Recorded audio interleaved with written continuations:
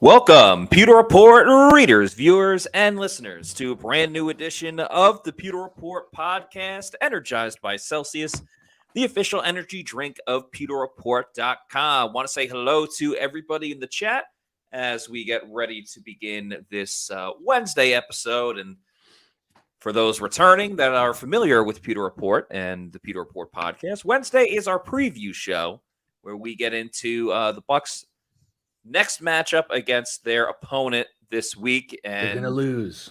This is an uphill battle, to say the least. Now, the question is, will they lose like they did the last time they played against the 49ers, or can they put up a bit more of a fight, riding some momentum after getting off the schneid with the win last week?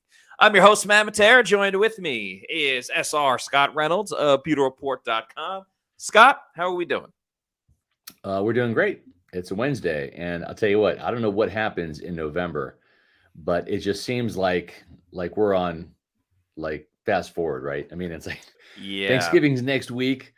We're already halfway through. We're already halfway through November, which I was on a show yesterday and I was talking about that. I was like, how is that possible? It just turned November 1st. Now it's November 15th. So we're literally halfway through November. It makes absolutely no sense, but at least a good thing. And we talked a lot about Todd Bowles getting fired. We talked a lot about. Well, he didn't get fired, but potentially getting fired at the end of the season. No breaking news. No breaking Right. news. We talked about maybe who could be the future starting quarterback for the Buccaneers. The good thing, though, is that the Bucs are at least still interesting, whether it's they're competing for the NFC South. Yeah. Nobody wants to win this division. It's the hot potato division. It's crazy, right? It's like nobody wants this thing, and Tampa's in it, and it makes it a lot more interesting, a lot more fun. We can keep one eye on the future, right? We can do that.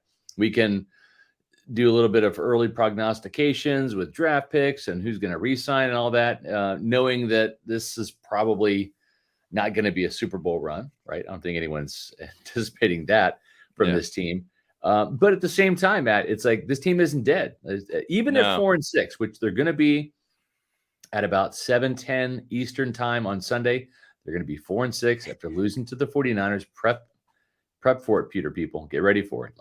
Embrace the suck for this week, and then it will get better. Matter of fact, I was talking to Josh Capo earlier today via phone, and we were both kind of on the same wavelength. We were like, what if the Buccaneers just forfeited this game?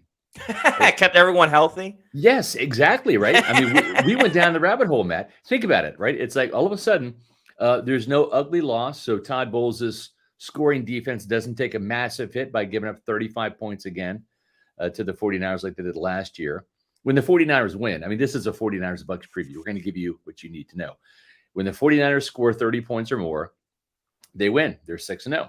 When they don't score more than 17 points, they lose. They've scored 17 points in all three of their losses. They were in a row, right? The Cleveland game, the Minnesota game, the Cincinnati game. But then they had a bye week. They got back to their 30-point barrage, and they just destroyed Jacksonville 34-3 in Jacksonville. But Matt, you save the travel money, right? Yeah. You get everybody healthier. You don't sustain any injuries, right? You have an extra time to prepare. So you don't have to even worry about the 49ers. You just skip it, and you just use this weekend and everything to prepare for the Colts game. There's a lot of positives in doing that. Of course, the NFL would probably fine the Buccaneers heavily if they didn't get on the plane. Yeah, probably give them a draft, take a draft pick away from them or something. But they would be the first ever team to have 2 buys in the regular season. And in a way, it wouldn't be really paying back a lot of bucks from this old roster, but you'd be paying Mike Evans and Levante David back for having to play that season with no bye because there was a hurricane. That's right. And the Bucs had to play 16 games in a row because the week 1 game got canceled. So yeah, I'm kind of with you.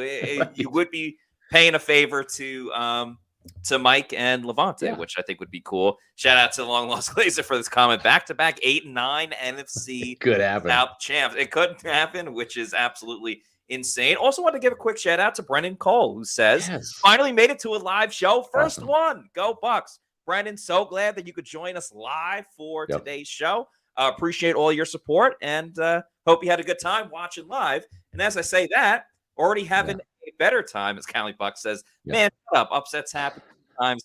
Go give up on life. Just keeping it real.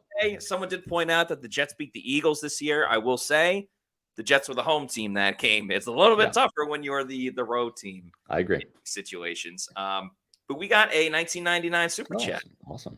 And you know our rule. You Super Chat us. You cut the line. So thank you to Donta Mason for this 1999 Super Chat. It says, hey, guys, how do we end up playing at Levi Stadium again after we were there last year? Great question, Donta. Yep. So for last season, they played there because I believe the Bucs played all of the NFC West. South or West, yes, correct. Yeah, South. They played all of the NFC West. So the way the NFL schedule works every year is you play two different divisions. So like this year, they're playing all of the AFC South and they're playing all of the NFC North. Yeah. But then along with that schedule, you also have two other random games. Obviously, you play your division. You play two other teams, one from the AFC, one from the NFC, and it changes year by year. Yeah, because there's 17 games now. Yeah, so but you play. So, like for example, this season the Bucs are playing. The Bucs came in first place last season. Yeah, so they play Eagles, 49ers. So they are playing the first place team of the NFC East and the NFC West, which is the Eagles and the 49ers. So that comes into play. I know people say it every year, and there's always one team on the AFC as well where they do it. That's why they say every year, like, oh, well, if you were a good team last season, you get a tougher schedule. That's not entirely true because, you know, the rest of the NFC South, the Saints and the Falcons and the Panthers also have to play the NFC North and things of that nature. It is a little bit true where it's like the Bucs have to play the Eagles this season because they made first place last year where the Falcons and the Saints don't. Correct. And again, things change year in and year out. The Lions didn't win their division, but they're the best team in the NFC North this year. So whatever other team that they're playing. But it's a good question. So that'll change. Yes. Like next season, I'm pretty sure they end up playing whoever in the AFC the AFC West. Is it the East next year? Might be the East. I know they play the NFC East. I meant like the one singular game where like if the Bucs end up first, they play the first place team of whatever division next year. Yeah, so. I got it right here. So the teams the Bucs will play in 2024 are at home: Eagles, the Commodes, otherwise known as the Commanders, the Broncos, the Raiders, and then of course the division foes, the Falcons, Saints, and Panthers. Then they'll play an NFC West team and an AFC North team. And those will be teams that if the Bucs win the division again, they'll be the first place division winners in those particular divisions.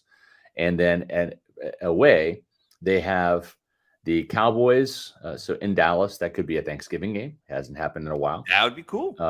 It would be the early, actually, no, it would be the second game. Yeah, it'd be better if they played the Lions. Yeah.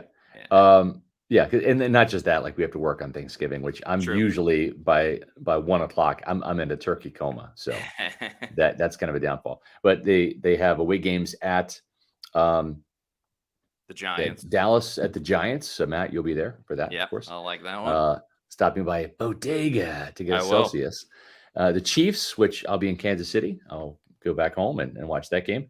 The Chargers out there in LA, and then of course the Falcons, Saints, and Panthers again, and then the NFC North team. So if the Bucs finish first and the Lions continue to hold serve in that division, then they will be playing at Detroit next year, or they'll be playing at maybe Minnesota if Minnesota continues to win behind Josh Dobbs.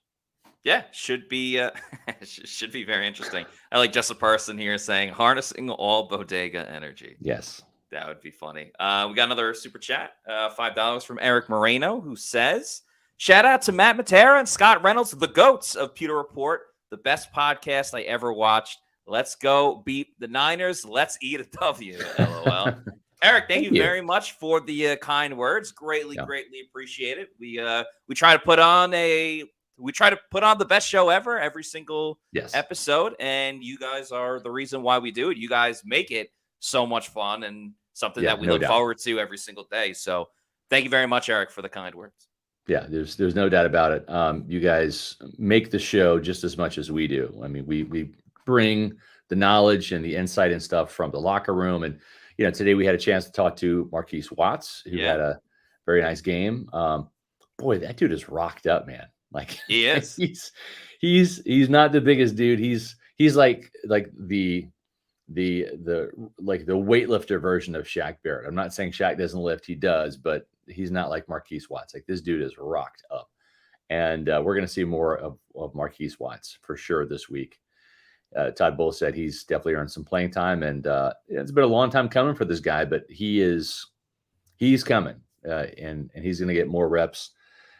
Yaya Diaby's going to get more reps. Good. Sorry, Yaya Diaby is going to get more reps, and as it turns out with Joe Tryon-Shoyinka, he might continue to see his reps decrease a little bit, and if he keeps doing stuff like missing sacks and quarterbacks like he did last year against Brock Purdy, then that's going to continue. But the Buccaneers, they've got a tall task ahead of them. Let's kind of dive into the preview a little bit, Matt, here. Looking at the offensive side of the ball. We talked to Baker Mayfield today as well. And the thing that just jumps out at you is the 49ers front four. We talked about the Eagles defensive line back in week 3 and how formidable they are with all the talent. It's like an embarrassment of riches with all the first round picks.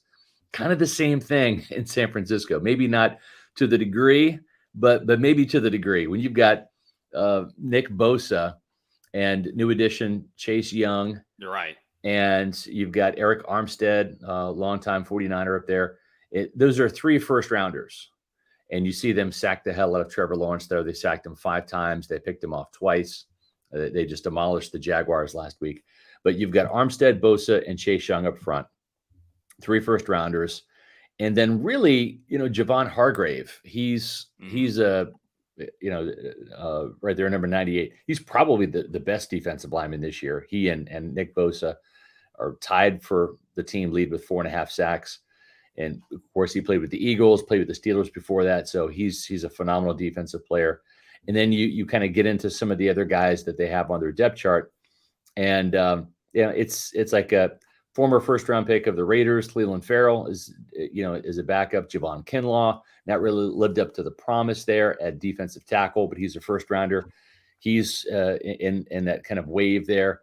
Randy Gregory, former Cowboys pass rusher, he's in there as a backup behind Nick Bosa. So they've got some real talent up front, and I think Baker Mayfield kind of talked about it today. They're going to have to get rid of the ball pretty quickly with this front four, because when the 49ers bring pressure, they got 2 absolute aces at linebacker and Fred Warner and Dre Greenlaw, Matt, but they don't have to bring pressure. These guys, these front four, they can make life very difficult for the Bucs offensive line, especially in the middle, where we saw Aaron Stinney, Cody Mauch, Robert Hainsey struggle with Jeffrey Simmons last week.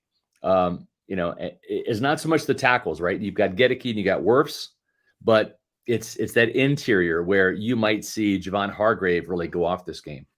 Therein lies the problem is, you hope that Bosa goes up against Tristan Wirfs and you say, okay, you can neutralize that matchup. But you can only neutralize so many matchups. So, like Armstead, they just watched the tape of what Simmons did to the interior defensive line of the Buccaneers. And obviously the Bucs were still able to put enough points on the board, but Simmons still had his imprint on the game. So you think Armstead, they're going to put him against Hainsey at times. I'm sure they're going to put him against Cody Mauch. That's probably their best matchup right there. And what is scary is you can say, all right, well, the best way we'll combat that is something that the Bucs have done very well, is that screen game. We talked about Rachaad White with the 43-yarder. But when you as great as this defensive line is for the 49ers, you can make the case that Fred Warner and Greenlaw are the 2 best players at their position on a 49ers defense, which is already fantastic. Those linebackers are going to sniff out the screenplay as soon as, Rachaad White starts trailing over to the sideline just a little bit. So the screen game has been insanely effective for the Buccaneers over the past couple of games, but that might be negated right away just because of these 2 fantastic linebackers. So you wonder to yourself, how are the Bucs going to get out of these second and third and long situations. Because as we said, I don't see the run game greatly improving. Now, if you want to involve Devin Tompkins a little bit more, I think this is the week where you really have to. End around. Or get Godwin some opportunities where you're immediately going to it. I think a lot of misdirection in this game can really, really help the Buccaneers. You look at some of the issues that the 49ers had in games that they lost, the Vikings most notably. You had guys going across the field. They tried to exploit one of the matchups. I believe they had a corner out in the game, so they exploited, their third and fourth string corner that was playing. But the 49ers are much more healthy. So even if you stop Bosa, up the middle has been the biggest indictment of the Bucs defense. And I worry that we'll be in another situation. With the Bucs offense. The Bucs offense. Yeah, sorry. Excuse me. Now, what's worrisome is... Well, Matt, let me just stop you right there, because you're exactly right. The middle is suspect, and the middle of the 49ers defense is exactly where it's strong, right? You just mentioned Fred Warner and Dre Greenlaw, and I was talking about Javon Hargrave and Eric Armstead, right? Just go right down the middle. And if you look, just statistically speaking, just in terms of big plays, splash plays, right? Fred Warner's got a pair of sacks. Oh, and he's also the leading tackler. No surprise. 78. He's got 5 tackles for loss. He's got 6 passes defensed. He's got 3 interceptions. He's got 2 forced fumbles, right? But it doesn't just, stop there. If you look at the number of interceptions and where they're coming from, Fred Warner has 3. Tanaloa Hufanga, the safety, he has 3, right? He's a Pro Bowl safety. Tayshaun Gibson has got 1. Oren Burks, the other linebacker, he's got 1. So there's so much action happening in the middle of the field in terms of takeaways. Their corners are pretty good. Javarius Ward, he's got a pair of picks. Diamador Lenore, he's got a pair of picks. So it's not like those guys are they're not Pro Bowl caliber corners, but they're not bad either. That's probably where, if you're Mike Evans, you want to attack. But at the same time, man, up the middle, that's like playmaker alley for this 49ers defense. No question about it. And what concerns me is, you go back to the toughest opponents that the Bucs have played, the Eagles and the Lions. Yes, they were able to hang tough with these teams and punch back a little bit. But by the time it got to the fourth quarter, you already have that feeling, that sinking feeling that the game was done. Yeah. I worry, with as good as his pass rush is, and we've seen with Baker before, Baker gets so many passes knocked down at the line of scrimmage. And I just worry that they're going to tee off on this offensive line and against Baker, because Baker's going to have to be in a throwing situation. So if they can't get the screen game going, I would actually, and I've hated this before, I would like to see more direct screens, like immediately to Chris Godwin, even if you want to give Mike 1 or 2, because I think the best way to attack this team, if there's not really a lot of weaknesses, but again, with your best guys, Mike Evans and Chris Godwin, I think short and intermediate, you might even have to just get rid of the run game and say our short passes are going to be our run game. And screw it. First down, 3-yard pass. Second down, 3-yard pass. Third down, 4-yard pass. That's still a first down. It's not the sexiest style of offense, but I don't think the deep shots are going to be there for the Bucs in this game. And if they are, Baker's going to line up and it's going to get knocked down. So I think short but slow and steady can really help the Bucs win this game, because they're not going to be effective. Baker's not going to have a ton of time to throw down the field. And sure, he'll escape a couple of times, but I don't see it happening every single time. And in this type of matchup, especially with the 49ers defense against the Bucs offense, there's not really a margin for error. Oh, there is. And that's why I'm hoping special teams will be a big thing in this game for the Bucs. You're writing about that. Steal a drive. Yeah, you're writing about that in your roundtable, and I thought it was very well said. And one thing I'm going to say is like empty the bag of tricks, man. Yes. Like throw the kitchen sink at this team. If you're Todd Bowles, go for it on 4th and 4, right? Don't punt the ball. Just do whatever you can. Have a play it loose mentality, right? Like you've got nothing to lose. Just go into the 49ers game and just say, hey, this is the better team. And I kind of used the David and Goliath, example in the roundtable. David did not lead with the sword. He led with the slingshot. Why? Because he had to use a bit of a gimmick to beat the Giant. And then once the Giant was knocked over with the slingshot to the face, then he went over and used the sword. But you're not going to conventionally beat the 49ers. They're too good. Matt, you and I were talking today at the team facility at the press conferences.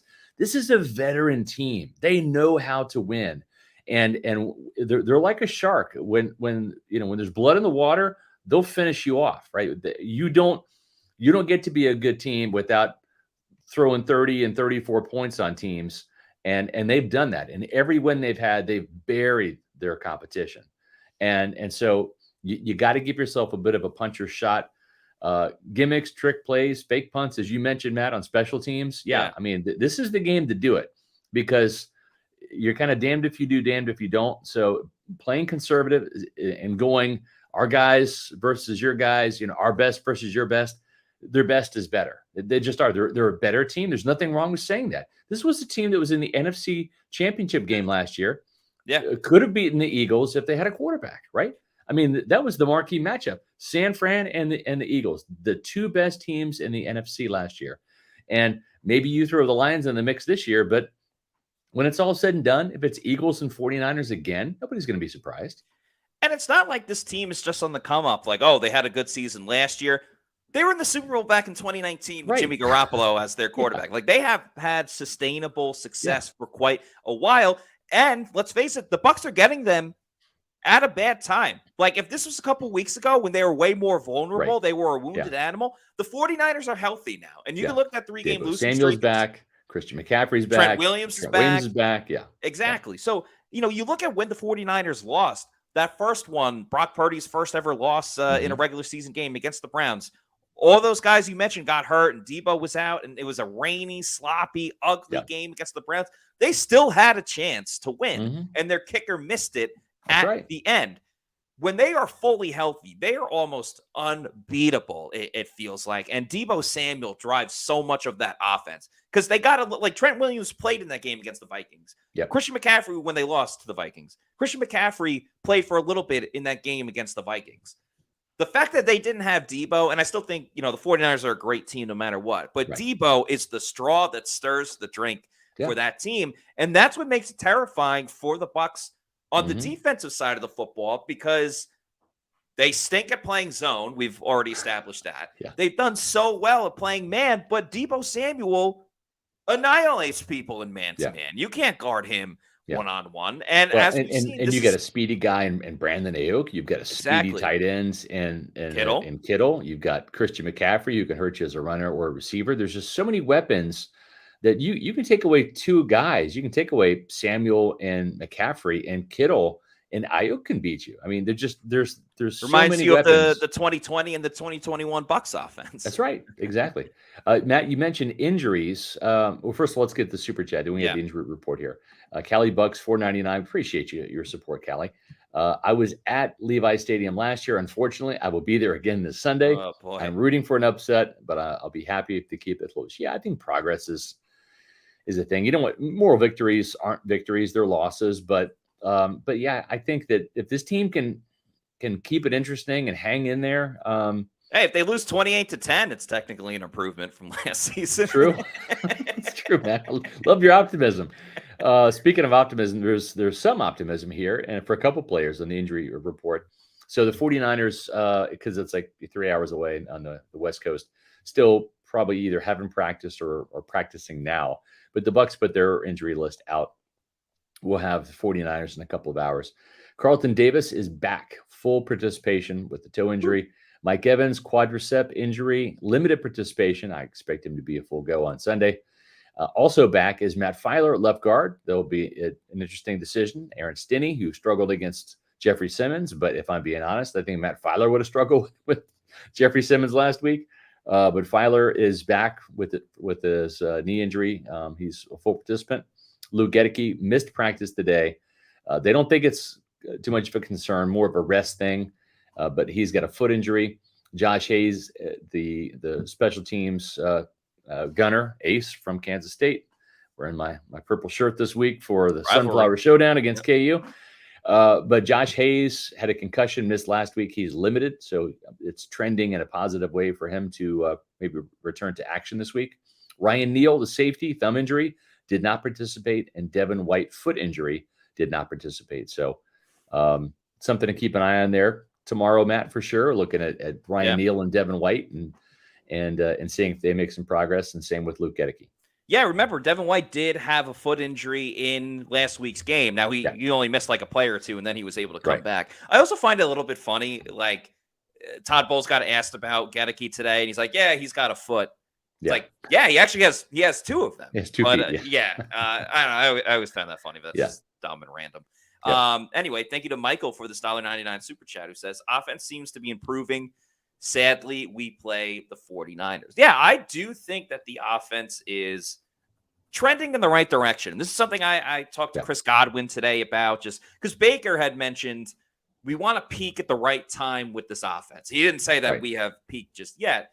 Yeah. But I asked Chris, like, how close are you to kind of finding that rhythm with the offense where you feel like you can do anything that you want to do in this offense week in and week out? And he said, I feel much closer that we're going to be able to get there. I feel much closer. And he said, it's really just building on top of what we've done the week before. Now, again, when you score 37 points against the Texans, it's quite difficult to say, oh, we're going to build on top of that and score 42 next week or whatever it is. But I do like that they at least stacked solid performances where you went out against the Titans and there was never that complete clunker, never that stalemate that they had in the Texans game, despite scoring 37 points. That third quarter, they like barely got 55 yards in that quarter. It just didn't do anything. There wasn't that just slow-mo, like, oh my God, everything is off the rails in that game against the Titans. And again, it's the Titans.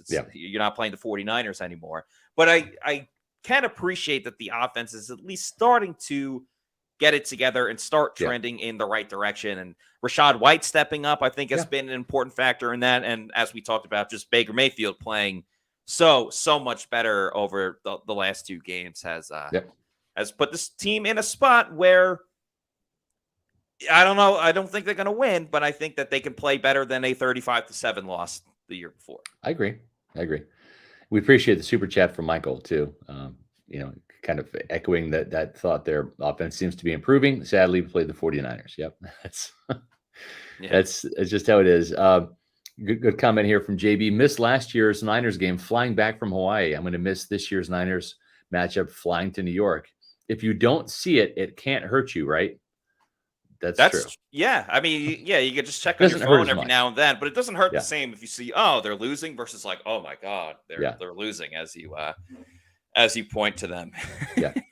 Paul Richardson, why did they refuse to run Tucker? It's basically it's pass protection. They're not in a point where they trust him just yet. And I think Chase Edmonds had a couple of really good pass protection blocks. Yes, he really did. Yeah, he kind of buttered his bread in some pass protection duty, and that's really what it boils down to. And sometimes for rookies, especially when you're a feature back at a school like Syracuse, where they run the ball a lot, you just don't get the pass protection reps, and so you're kind of behind the 8 ball. And more so than anything, it's not even like a technique issue. Sometimes it's just an identification issue, right? The fronts are so complicated in the NFL. That's true. Where the blitz is coming from, where the protection's coming from. Who's the free man that the running back exactly? Yeah. And sometimes it's just identifying that guy, because if you line up here and somebody is showing that they're coming and they bail, and all of a sudden you get a linebacker coming through the gap and you miss it, get your quarterback killed. Can't have that.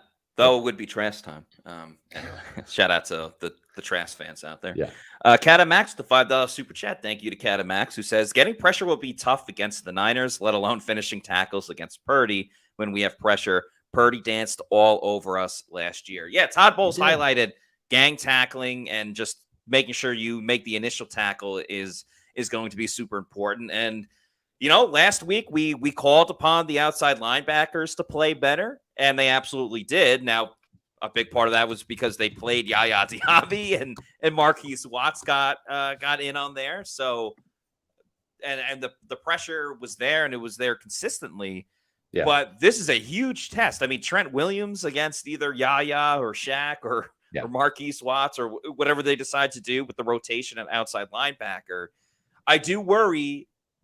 I'm not even going to say that the Bucs pass rush will regress. It's just going up against such a good offensive line that you're not. It will regress for 1 week, and I do worry if they're not able to get to Brock Purdy at all.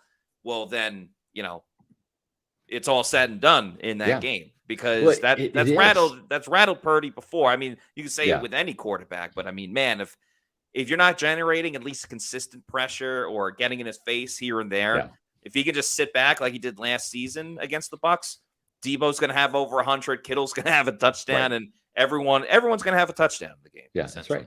And so the other thing too is if Ryan Neal's on the field, like he's a liability in pass coverage, and really the one thing, and I'm not trying to pick on the guy because I like him, I think he's got a good future, is just going through some rookie growing pains. The one guy in the secondary that we kind of failed to mention that just is very inconsistent is Christian Izien, the rookie out of Rutgers. He's an undrafted free agent, and kind of for a reason.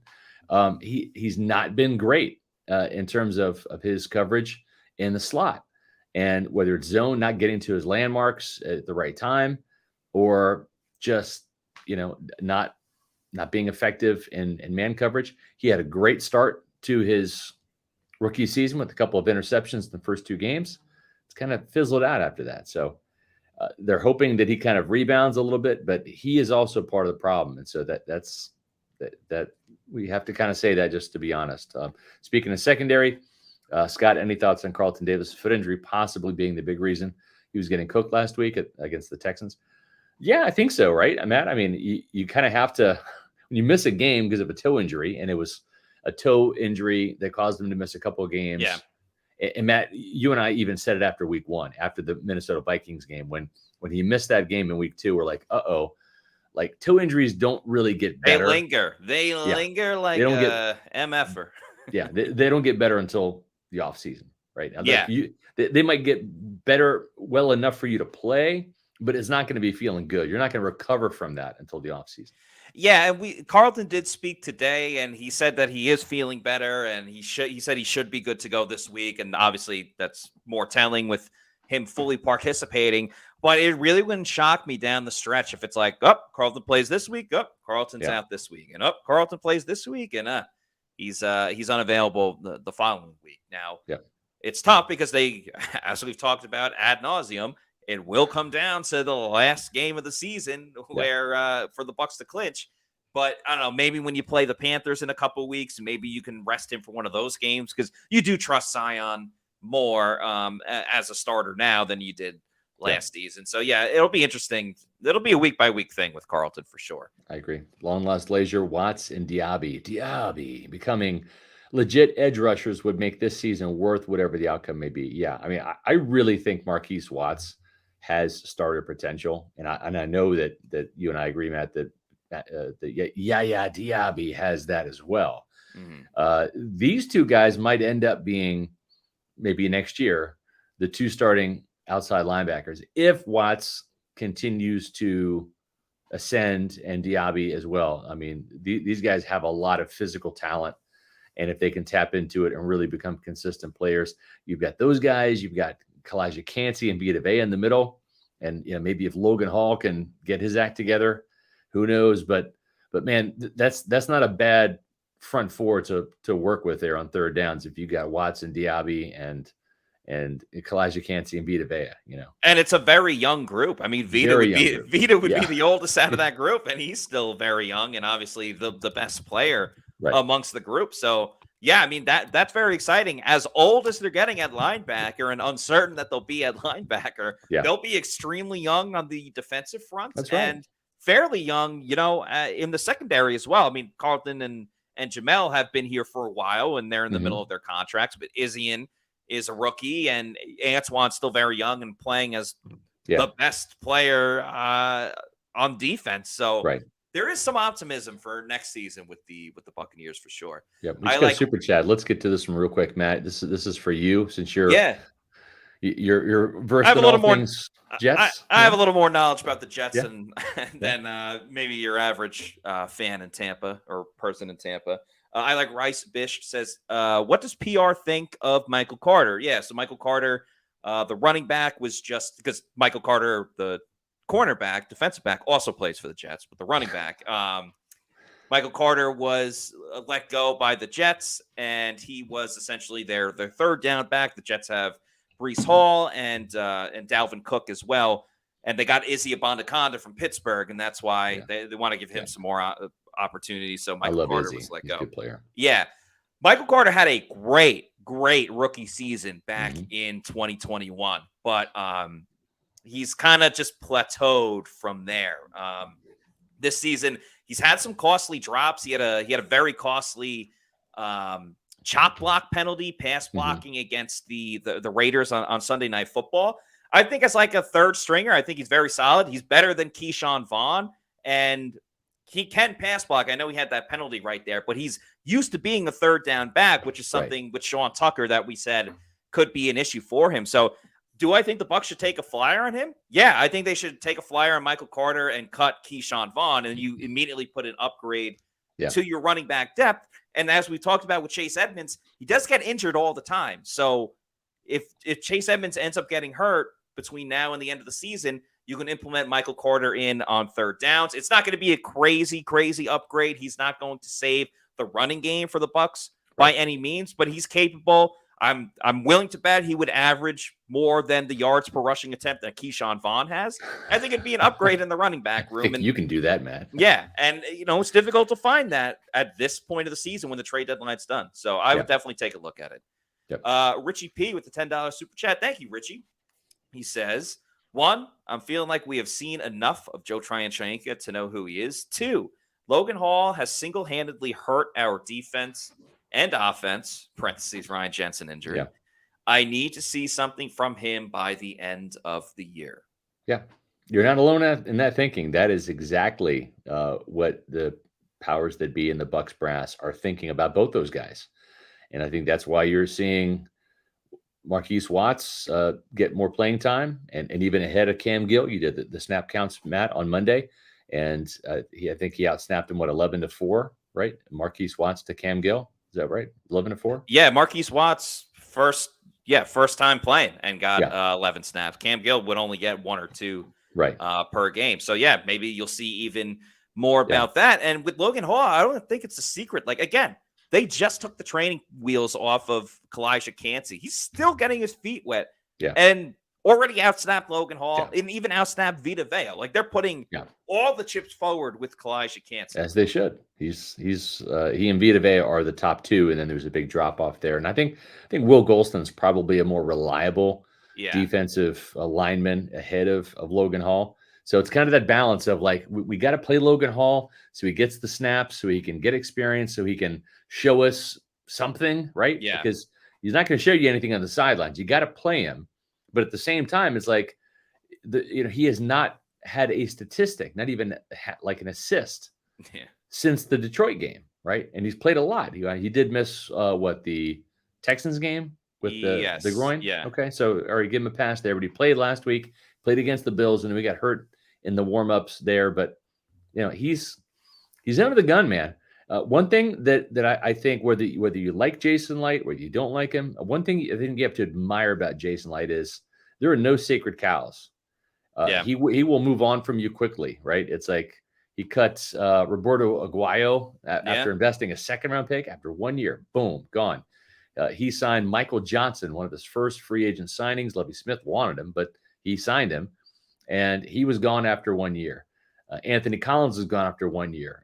So there's been plenty of free agents that he has invested money in, draft picks, high draft picks he invested money in, that he's quick to move on. If you don't live up to your draft billing or your paycheck, on to the next one.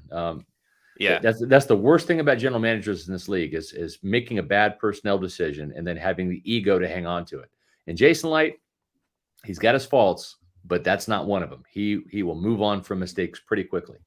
Yeah, and sometimes it's tough to overcome that type of personnel mistakes, but Jason has been able to pivot very well. Some breaking news: we can already put an end to the discussions about Michael Carter because he was claimed by the Arizona Cardinals. So Michael Carter will not be coming to Tampa Bay. But if I had my pick on the waiver wire, and say we weren't talking about like NFL players, we were talking about energy drinks. My first pick, of course, would be Celsius Energy Drinks, the official sponsor of the Pewter Report podcast. Check out some of their newest flavors, which include the Cosmic Vibe, which is a sparkling fruit punch, but there's so many awesome different flavors: the sparkling orange, the orange pomegranate, the sparkling watermelon. Arctic Vibe is my personal favorite. There are no sugar. There is no post-energy drink crash or jitters that you might get with another product out there. So if you've never had Celsius before and you want to try it, or maybe you're in a new area or on vacation or something and you need to know where to find one, go to the Celsius store locator on their website, punch in your address, and it'll tell you the closest location where you can pick one up. It may be a Walmart, it may be a 7-Eleven, might just be a health and fitness store, or if you're lucky enough to live in a certain area, you could be picking one up at your bodega. Bodega. And after you keep going to your bodega and you pick them up and you're like, wow, I love these so much. And I do love my local bodega, but I wish my bodega would sell them in bulk. You can get Celsius in bulk. I'd recommend getting the variety pack because variety is the spice of life. You go to Amazon, click on the subscribe and save, and you can have Celsius sent to your residence whenever you want, every week, month, quarterly, yearly. You are in charge. Just make Celsius your number one pick. Celsius, the official energy drink of PewterReport.com, the Pewter Report podcast, and, of course, the Pewter Game Day show, which will be coming up once again this Sunday for Bucs versus 49ers. That's right. It's going to be a fun weekend to watch the Buccaneers not lose by as many as they did last year. That's the goal. I'm trying to keep it positive, people. Come on. I mean, we told you this like months ago that the Eagles, the Lions, the 49ers, the Bills, they're going to lose to these teams, and they have, and they're going to. And that's okay. It's okay because the rest of the season, they have a chance. They have a chance to win the NFC South. Yeah. This is just an aberration. The real season starts after the 49ers game against the Colts. Very true. All the way on out. And the only game that looks truly lopsided after the 49ers game is the Christmas Eve game against the Jacksonville Jaguars. And quite honestly, I think the Jaguars are a little overrated. Yeah, I agree. Overrated. I mean, they got smoked by the 49ers and they lost to the Houston Texans. Look at their schedule. Look at all the other teams that they beat this season. But the Steelers, I guess they deserve credit for, even though the Steelers have no offense at all whatsoever. But anyway, let's get to the super chat from Matt Daria. Thank you, Matt, for the $5 super chat. Great name. Says, last year we dealt with a lot of injuries, or Doria. Anyway, going into the Niners game, if we can stay healthy this week, I think we can pull off the upset win. Matt, you are quite optimistic. Yeah. I don't know. I think full strength, and 49ers, I think we can say, are full strength, mostly. Full strength versus full strength, you still got to give the nod to the 49ers. Yeah. Bucs full strength versus 49ers missing one key player, I still think you give that nod to the San Francisco 49ers. This is going to be a really, really, really tough matchup, whether it's personnel against personnel, whether it's the Shanahan offensive system against Todd Bowles' defense that struggles against that style of offense. You could pinpoint not just the 49ers game, but you can look at games in the past. Games they've had against the Rams that have a similar offense. This is just an offense that gives Todd Bowles fits for whatever reason. You know, I wonder just the familiarity with Dave Canales having to play the 49ers twice a year, right? Up there in Seattle. If that doesn't help, get the Bucs more points on the board than just the 7 that they got. Maybe it's an X factor. You know, we'll see. We'll know by 7:00 Sunday night, right? We'll see. But long lost leisure. We're all hoping Logan Hall can become Will Golston, and that ship is starting to sail. Totally agree. I'm with you 100% on that. Common sense. I honestly forgot about Logan Hall. That's how invisible he is to me. Yeah, you're not alone in that thinking, man. A lot of eyes over there on Logan Hall waiting for him to do something. Yeah, and if not, it's not going to be good for Logan Hall. He's been given a year and a half to develop. He's started this year, right? He's been a starter where he was a wave player last year. This is the season. You gotta stand and deliver here. And if not, he'll be a backup next year and he won't get the playing time. They'll have another starter next to Vita Vea and Kalijah Kancey. Arguably the best thing Logan Hall has done this season is he did a kip up in a game. For those that don't know what a kip up is like when you're it happens in wrestling a lot, where you're on the ground and you're able to jump up and land on your feet from on your back on the ground. It's very difficult to do with no body weight at all. It's extremely difficult to do when you have a helmet and shoulder pads and pads on. So that was very impressive, but it has not translated to Well, you know what else is impressive? What's impressive is the Eric Gross group when it comes to finding houses, not just houses. Let's not say houses. Let's say homes, really, because that's what you're looking for. You're looking for a house that's really a home, and it starts with the square footage and the amount of bathrooms and bedrooms and how big the garage is. All those things are important, but really, what's important is where you're going to live, right? The neighborhood. And that's where the Eric Gross group really comes into play, because Eric is a Tampa native. His father was stationed at the MacDill Air Force Base. He knows this area like the back of his hand. He's part of the EXP Realty Group. The Eric Gross group is affiliated with the EXP Realty Group. They have 85,000 agents across the country that, if you're moving to Florida, can help you sell your home wherever you're living and then find the place that you want right here in the Tampa Bay area or in Florida. And they can do the same for you if you have to leave and move out of state or around the state. That's how good the Eric Gross group is.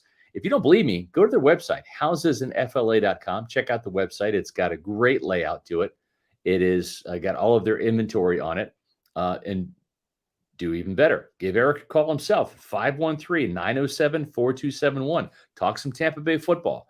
It's a great conversation starter when you already rooting for the same team that this guy is. And you're going to want him on your team, because the Eric Gross group, they can take the pressure off of finding the right home for you or selling your home. So no matter where you are in your home ownership journey, you're going to feel welcome at the Eric Gross group, the official realtor of Pewter Report. Again, visit the website, housesinfla.com.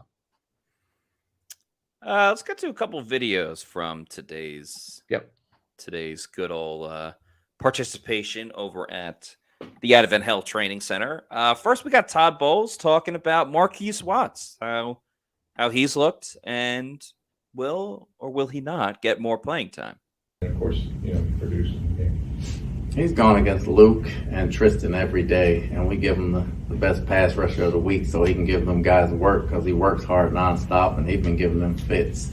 And because he's been giving them fits and they've been blocking well in ball games, a lot of that is a credit to him. So we said, he deserves a shot. Let's see what he does on Sunday. He went out and did the same thing. So we really like where he's at right now, and he's coming along good. Does he earn more playing time that way, or? He should earn some playing time.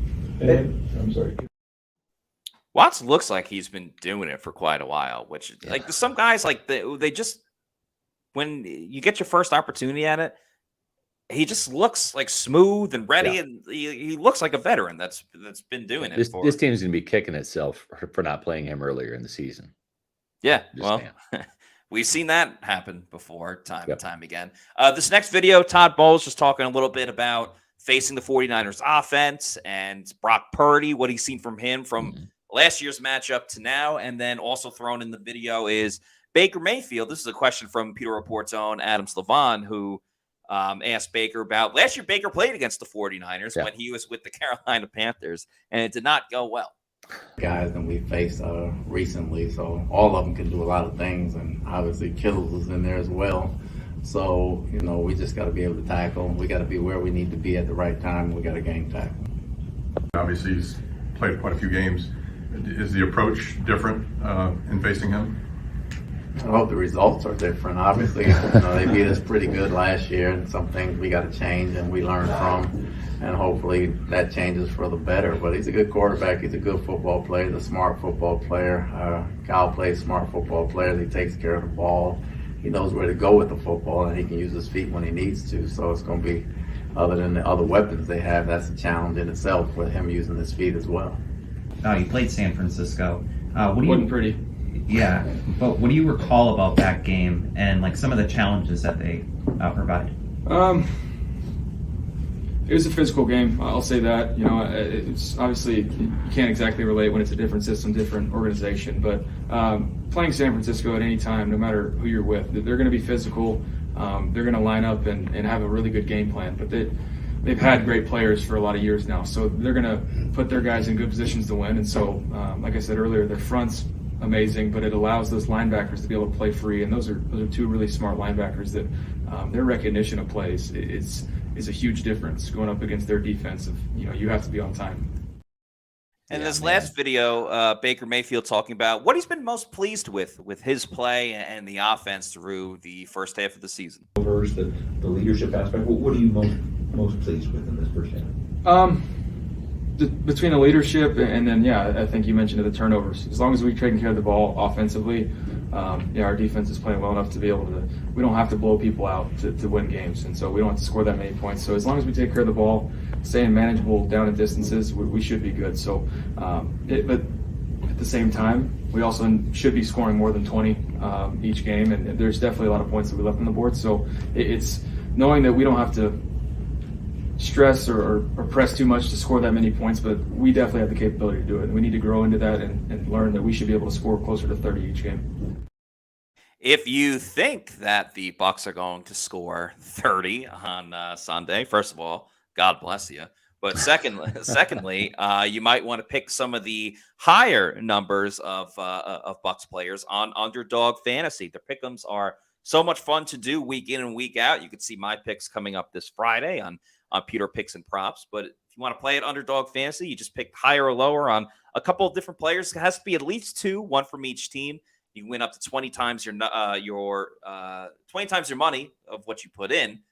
If you do the pick'ems, they also got the rivals. You got the in-season tournaments as well. So use that promo code Pewter. That's PEWTER, and get a first deposit bonus with using Underdog Fantasy. And 20 times your money. You can pick all the way up to 5 players, so that'll get you that 20 times. But Underdog Fantasy, promo code Pewter. That's PEWTER. Yeah, good stuff. Just to kind of pick up on something Baker Mayfield said, this is why it's so hard to beat the 49ers, is because they have so much experience. They've got Pro Bowlers at every level, from Hufanga in the secondary to Warner. I think Greenlaw is I would say just as good, but he's in that class. Yeah. Fred Warner, that's a 1-2 punch, man. They're really good. For all of the hype Levante David and Devin White get, the best linebacker duo in the NFC, at least maybe the NFL period, is Fred Warner and Dre Greenlaw. They're just so good, and they're just a veteran, experienced team. Their front four with Bosa leading the way is just good. It's hard to find like the chinks in the armor to get the arrow in and slay them. And not to say it can't be done, because they've suffered some losses this year. But I think that you've got to be able to score some points. You have to have a little bit of firepower. And I'm just not sure the Buccaneers have enough firepower to do that. You look at the Bengals certainly do, and they beat them. The Vikings, that was a little bit of a kind of a fluky game, right? So maybe the 49ers got a little full of themselves after winning 5 straight to start the season, and just figured maybe we'll show up and win, right? It's only the Browns, it's only the Vikings. At the same time, though, if you look back, Matt, hindsight, and granted, the Vikings are a completely different team now than they were a couple of weeks ago, quarterback and all, right? But the Vikings are 6-4. The Browns are what, 6-3. 6-3. Yeah. And the Bengals are 5-4. So those 3 losses came against pretty good teams that all have winning records right now too. So there is that to consider. Didn't maybe look that way at the time, but maybe now we're seeing that those teams that the 49ers lost to, you shouldn't lose to PJ Walker, but the Bucs did that last year. Well, and to your point, Scott, only one of those losses was at home, and that was to the Bengals. And by far, the Bengals have the best offense out of those 3 teams that the 49ers lost to. You can make a case for the Vikings, but Justin Jefferson didn't play in that game. So, and it also, again, it wasn't at home for the 49ers. So they're going to have that home field advantage. I know there's a couple of Pewter people going to the game that will be rooting for the Bucs, but one thing you can point to a little bit is at least the Bucs have overall played better at home on the road. For whatever reason, Baker said that he likes playing on the road. It's a little bit of that us against the world mentality, and They hung tough with the Bills, but how good are the Bills now? I mean, they just had an egregious loss to the Denver Broncos on Monday Night Football. An embarrassing loss in the way that they lost, with missing the field goal, but too many men on the field, and the Broncos hit the field goal because of it. So, how much of an inspiring loss is that for how the Bucs lost on Thursday Night Football? It remains to be seen. It's going to be quite tough for this group. Yeah, well, I'll tell you what's tough is this economy and trying to figure out what to do with your money. But the folks at Immuni Financial, they have a way of making it easy. At Immuni Financial, we help you live in the now. Dude, congratulations. We're so happy for you. Thank you. And even though the now may feel very different, you still need to plan for the future. How's retirement treating you? Oh, just fantastic. I know I say it all the time, but you really got to come up to Colorado. Let's do it. All right. Yeah. We can help you develop that plan to keep you on track, so you can still prepare for tomorrow, today. Immuni Financial. Plan ahead, stay ahead. Got to get to Colorado at some point in time, right? Whether it's a trip or to retire there. If you're thinking about retirement and it's never too early, make sure that you're giving Immuni Financial a call. They want to help you plan ahead so you can stay ahead when it comes to your finances. Now, managing your family's wealth means more to Immuni Financial than simply allocating your assets. It's legacy planning, brokerage and advisory services, retirement accounts, college savings accounts, and insurance services. With 40 years of experience, let Immuni Financial help you plan ahead and stay ahead. Do what I do. I've got most of my financial assets with Immuni. I've been thrilled with the results. Give them a call at 1-800-868-6864 or visit them on the web at immuni.com.